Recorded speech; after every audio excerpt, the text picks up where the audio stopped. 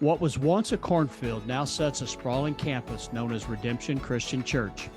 In small-town rural southern Indiana 23 years ago, an upstart church began with a handful of people, and God has grown it to an impactful church of more than 2,000 with campuses in 3 towns. How did this happen? What did God use to not just make a church grow, but create a movement of Christ followers who are brought into the mission of loving God, loving people, and changing the world? Hey, welcome back to another edition of Redemption Stories, where we're learning a lot about who we are and how this place works. And we've learned to look a lot to our past and in the earlier episodes, and now we're just kind of talking, looking forward almost about what's happening. And I get every week the honor and the joy of serving in student ministry. To help out there. That's where I think every staff member volunteers somewhere. That's my area where I love to be a part of it and have for a number of years. So I get so excited about this subject. So I'm excited to have you on to talk about Redemption teens, Redemption students, and how that operates. Because absolutely think there is nothing brighter in our church than what happens in our student environments. And so anyway, we have Michaela who leads that, obviously, and has for a number of years, and that's been her background for most of her ministry. I think you've done a lot of kids too, but students, a lot of focus. Yeah. And so anyway, let's talk about our student ministry. What is Redemption Students? Man, I talked about kids, and I'm passionate about kids, and then students just like spark something else, right? It's like so exciting. If I said that kids ministry, you never know what can happen. Student ministry ups that by about 100, right? Like you're like, okay, what's gonna happen on a Wednesday night? But always, and like I leave every Wednesday filled up, even if I'm exhausted, because it is just full of fun and great conversations and laughing and Jesus and worship, and I'm just like, oh, I love to sit in the back of the room when I'm not preaching. I'm like, I'm just experiencing this with the students tonight. A Wednesday night is a big part of who we are, and that's the well. That's what we do from 6:30 to 8:30 at all our campuses, and that's where you're going to have kind of maybe a typical youth group feeling if you grew up with that, where you're going to come in, you're going to play games and eat and have that community, and then you're going to shift focus and go into worship center and worship, and I love it. We're building at all 3 of our campuses a student band, and I love that. Our students just root each other on in an amazing way. I mean, our band will get off and be like, we totally messed up, and I'm like, yeah, but you saw your fellow peers were just with you. Like, they want you to succeed far more than they care if I succeed on stage or not. But I love that. It's a student ministry with students, not for them, right? Like, I'm not just creating it and giving it to them. I want them to be a part of it. And so love the student band, love what they do every week here at Jasper and the way it's growing at the other 2. So we have the worship, and then we have the teaching. And I really love, we focused in the last couple of years just feeling convicted that we feel like our just Bible literacy is not where it needs to be. That like, man, are we too topical? Are we just talking about what kids want to hear or need to talk about with what they're going on in life, but we're not teaching them what the Bible says directly, and are we teaching them how to read it when they leave us? I think that's the bigger thing. Are we equipping them after they are gone? And that's what we're there to do. They're going to leave after 18, and have we equipped them to go on without us? And so we've just really started focusing in. I mean, this whole semester, we're just studying through 1st and 2nd Samuel, learning about David and matching it with the Psalm. And so it's like, man, I want these kids to know who David is when they leave this semester. Last semester we did a lot of Paul's letters. So really just trying to dive deep and giving them the tools on here's how you read the Bible on your own. And then the most important thing we do, I mean, I can teach a great sermon, but that's 15 minutes of their night. And so the most important thing is what our coaches do every Wednesday is our small group time, which is that gender and age specific time where you guys get to go every week. The same coaches are in the room with those students, breaking down the Bible and just breaking down what's going on with life. Just last night, I mean, there was 3-4 conversations happening around the room in the worship center, and then after small group between coaches and kids of just, man, we need to talk about this. This is going on in my life. And it just was, brought up by the conversations we had today. And that's the most important thing we do are those small group times. And then, Redemption Students, I always say, is bigger than just one night. We want to go on mission. We want to get outside these walls. So we have a couple of mission trips coming up specific to our student ministry, specific to 7th through 12th graders, as well as just our relationships with students, getting on their turf, being at their soccer games and football games, and supporting them. And then something I love, like kind of one of those like selfish moments for me, I get to hang out with our juniors and seniors on Sunday mornings and dive deeper into the Bible and to helping them become leaders of our ministry and moving on from here. And so that gives me that group time every week that's I don't always get on a Wednesday. And then we can talk about camps and all that stuff later. You know how excited we are about that. But Yeah, and I do think, what I see in the history of the church is kind of building on foundations. And we had some great student ministries in the past. One of the things that you've been able to build on that I really appreciate, a lot of times our kids, and I say kids in the loosest term, students, would leave here and they would go away and they wouldn't be able to find a church like ours. And they would be, well, we just can't find. And I think, that's because the show was good, so to speak. Sure. But we didn't necessarily equip them. And so what I appreciate that you're building that foundation is exactly that. Let's teach them how to be followers of Christ, how to get in the Word, so that I don't care if they're in a happening town with a lot of great churches or they're in a town that has a little small country church and that's it. Yeah. They can still serve God and learn and grow. And I think you and your volunteers do a great job of that. And it is true that, like, I always tell people that are doing youth ministry in different models, I don't want to put them down, but I was like, you know who our youth ministers are? They're the girls and the guys who are leading the groups. That's who, we have a student pastor that leads the whole process, but those men and women really, that's who gets a lot of the midnight, text message when they're in crisis and they go to all. I mean, you can only go to so many games. But if I'm coaching a group of 20 junior guys, I can go to band contests and games, and there's 3 of us that lead that, so we can divide and conquer. And so it's really just a great model that I would encourage any church leader to consider that kind of model of ministry. And no matter their size, I think sometimes we get in the habit of, I'm a small church, I can do it. And you're like, but you're going to grow. And then you can't do it, Jesus only led 12 guys closely, know. It's like the same thing for us. I can only lead so many by myself. Absolutely.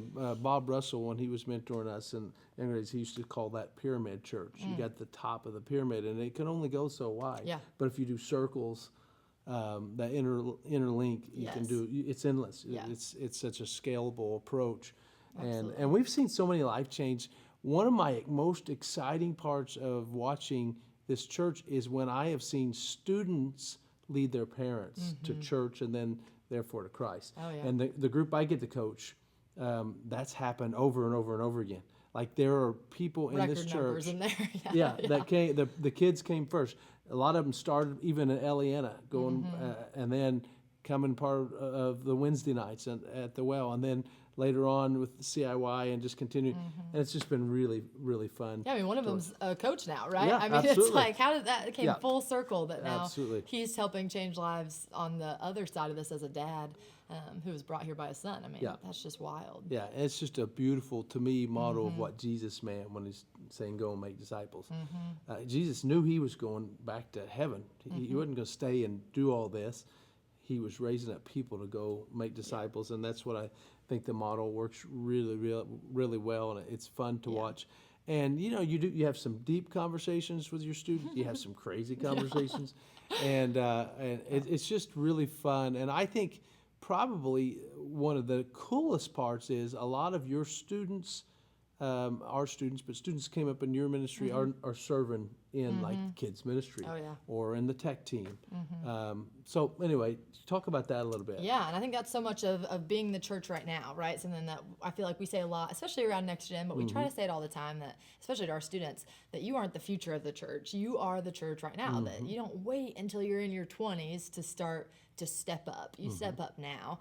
And I think, our kids, especially like our preteens, they love when students are in there with them, right? Like, they're so much cooler than me. I'm always like, y'all, they want to see you. Not like, I'm boring. I'm 30. I'm a mom. I'm not the same old. as, I'm getting old. It's happening, right? Versus like, you guys are 16. You guys are so cool right now. And they look up to you. And we had one kid, he's a senior this year. He went to camp last year. and his boys are now, that he helped lead, are now in 7th grade. And so the first summer, like, event night, all these boys came charging at Zach. And I was like, those are the boys he led at camp. And they hung with him. And he was so sweet. He hung with them all night. And he loved it. I mean, that's just who he is. But they had, they just sat there all night talking, playing games. And I was like, that's it. Yep. That's the being the church right now. And there's kids that are doing that, I mean, every single Sunday, pouring into babies all the way up. And like you said, I mean, when we do Next Gen, it's not like this huge dip in production, because our guys, we have kids leading production on a normal Sunday. So then when you do Next Gen, it's like it doesn't miss a beat, because they're so used to being back there. They know how to roll with it. Yeah. And you mentioned that Zach and that leadership. He's one of the students that last year at COI said he felt called to full-time ministry. And we've had a lot of that down through the years with students that have grown up in this ministry and are now in full-time vocational ministry. And obviously we want to raise people to go into ministry no matter what they do in life. But there is something extra cool to provide people to train up workers to go. Yes. And so I'm seeing a lot of that, and we had a lot of students last year that made that commitment as well. Yeah. And we just want to continue to grow with them and follow up with them and help them. And so it's really exciting to be a part of, which maybe correlates or transitions really well, folds really well to talking about our camps for Epic Camp for our junior high kids that go to Eliana, but then for CIY, Christian Youth Conference, for the high school kids, because that is really a place where they are poured into deeply and called to be kingdom workers, both in regular everyday jobs and in people who work in the church. Right, all the way through. Yeah, and I mean, I tell parents, if they ask me, like, I think we just talked about the other day, you'll never understand the impact that these weeks have until you experience it, your kid experiences it, and then you're like, oh my goodness, we can't ever miss this now, right? But obviously we believe in the importance of the every week discipleship, right? Like, we couldn't just do these once a year things and take kids deep. But there is something that happens when you have a week of just really undivided attention and focus on Jesus, where they can unplug from life and even from family and even, school, all that stuff. There's none of those distractions. Their phones are always a distraction, but even at camp, we really get to remove that and just be about Jesus and be with other people who are about him too. And those weeks, I mean, like I said, I get filled up. I mean, this past year we had a dad who was like, I think his daughter was going for the first time to CIY. I was like, I think maybe we'll send her every other year. And she came back and he goes, well, she's going to have to go every year. And he goes, and can I go next year? Like, and, he's a coach, and we're like, yeah, I mean, you could go next year. And you just see that continuous, like, man, once you've experienced it, you're like, you got to go.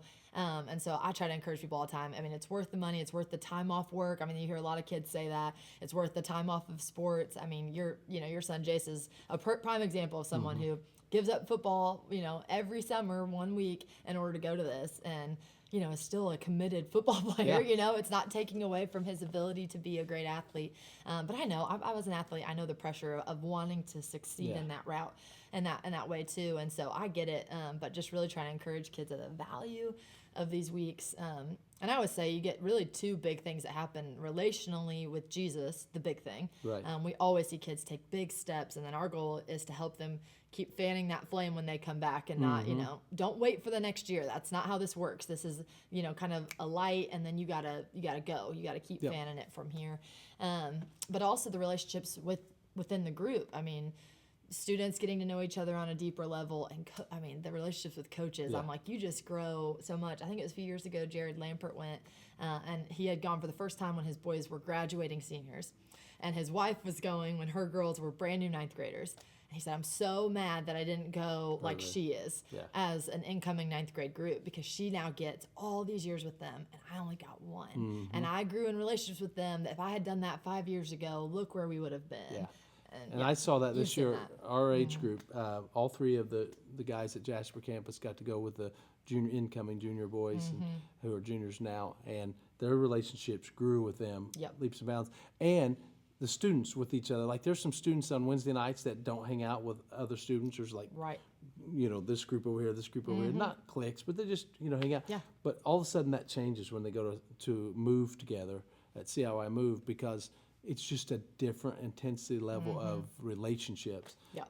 And you grow a close bond. And I'm telling you what, I would do anything I could to get my kids to a week of CIY move. I mean, I would not. I hear parents all the time like, "Well, we just can't do it," or I don't know, they have to do this, and I'm like, "No, there's some non-negotiables in my house, and that would be it." And I got to see both of my kids go through that all and years, see right? the Yeah, they never change. missed. It's just amazing, and so anyway, that's a big part. I'm very thankful that we don't just send our kids to camp or CIY. We are partners with them. Our missions fund supports both of those organizations. Yeah. And we couldn't send these kids without a lot of help from you all, the giving that you give, both in general offerings and then people stepping up to help out when we need it for scholarships. And, Yeah. and so, because it is, I mean, none of this stuff happens without work or without finances. Yeah. And you all get to be, I mean, every Sunday you come in, you sit in church, and sometimes you don't think about it, but it takes hundreds of volunteers every week to make that happen. And it takes thousands of dollars to make that happen. Yeah. And so I'm so thankful for the generosity of people with their time, talents, and treasures. And that really is so evident in student ministry because I don't know exactly how many youth coaches we have at just this campus alone. And I say this campus because I get to volunteer at this campus, but we have it at every campus. Yeah. It takes a lot of them, and it's Yeah. and they're I know, I'm trying to do rushing. math over here Yeah. too. Well, they're rushing home from work. Yeah. A lot of times they don't get to eat before Leaving they get here. their family at home, Yep. right? Yeah. And it's just, It's a it's a sacrifice, big but- sacrifice. But I think most of them would say what we were saying, it's worth it to them. So much. They get as much out of it as the kids do. Yeah, I think we were just talking to Jody Rotson a couple weeks ago, and she was like, her girls are about to graduate. She's like, I don't know how I don't start over, because how can I not be here on Wednesday nights, you know? And we definitely have those people who are like, I'm just going back because Yep. I can't not be a part of this. Yeah, I'm trying to figure that out myself. Yeah, I you're a got few years away. Yeah, two just years, 2 years. and my guys are gone. It's like, oh, Can't wow. believe that either. Yeah, Yeah. but it's a I lot feel of like fun. you grow up with them, you know? I'm Yep. like, I always say when I graduated class, I'm like, I'm not even their moms, but I feel all this like pain when I they know, graduate. it's- I'm like, wait, you can't leave. Yep. But you're supposed to. So. Absolutely. Yeah, it's a good thing. So what maybe as we bring this to Mm-hmm. a close, what would you ask both kids, students, what can Redemption Partners do to help out? I know Yeah. we've said volunteer, but Right. just in general. Yeah. I mean, and I think for our student, I mean, like we said, those scholarships are such a big deal, and we're thankful for the generosity that people give, and especially in those moments when, you know, we come forward and ask, like, hey, we got these kids who, it's expensive, and life's expensive, and we need help getting these kids here, and people who step up. So, I mean, financially, it's such a blessing, and those of you who serve, I mean, we have people who serve behind the scenes, you know, serving, like making all our food on a Wednesday so that, you know, I'm not in the kitchen. I get to Yeah. be focused on preparing my message. And that's such a picture of the early church, right? Like everyone was using their gifts and their time to do that. So there's so many ways you can serve in those ways. I think for our students, in a couple ways, just like, you know, praying for them. These students are going through real things. I think sometimes we downplay that because we're all going through stuff. But I talk to these students, we talk to these students every Wednesday, and we're like, man, this stuff's hard. And even what they're just in the normal day-to-day life that every kid's engaging with, and social media, it's a lot of pressure that they're encountering, and they need our prayer and our support. And then I think just giving them, you know, if you see a student, if you have a student in your life, it is just loving them and encouraging them where they're at. There's so many teachers out there in our community who are doing an amazing job at that. And I just want to encourage you to keep going, that what you're doing matters. You get to be with kids every single day, and you have a chance to love them in a way that, you know, I don't get to do every day. Yeah. And so, you know, just praying for our kids, encouraging them when you get the chance. And then obviously if you can serve, you know, jump in, be a part of getting to do this with us. But yeah, that's what I'd encourage. Yeah. Well, thanks a bunch for taking time to explain Yeah. this to us, and most of all, thanks for all you do for it. Big part of our church and organization, and just leading our staff through a lot of things. So appreciate it, and you stepped up big time for us in this last year, bigger than you ever could have been asked, and you did great. So thanks a bunch. So, Yeah. all right, you guys have a great week.